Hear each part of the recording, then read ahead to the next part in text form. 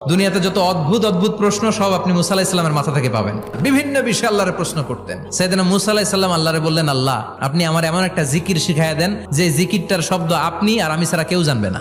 দিনে রাতে সব সময় এই জিকির আমি করব, আপনারে ডাকবো, কিন্তু শর্ত হলো এই জিকিরটা জানবে শুধু আপনি আর জানবো শুধু আমি। আল্লাহ বললেন, মুসা পড়ো লা ইলাহা ইল্লাল্লাহ। মুসা আলাইহিস সালাম কয়, মাবুদ এটা তো জাতীয় জিকির, সবাই জানে। আমি তো চাইছি এক্সেলেন্ট একটা জিকির, কারো কাছে নাই, শুধু আমি জানবো আর আমি পড়বো। আল্লাহ বললেন, মুসা এই লা ইলাহাকে যদি এক পাল্লায় রেখে দাও, তাম বিশ্ব, 7 আকাশ 7 জমিনটারে তুলে যদি তুমি আরেক পাল্লায় রেখে দাও, লা রাজাহাত কাফাতু লা ইলাহা ইল্লাল্লাহ, মুহূর্তের মধ্যে লা ইলাহার পাল্লা ভারী হয়ে যাবে।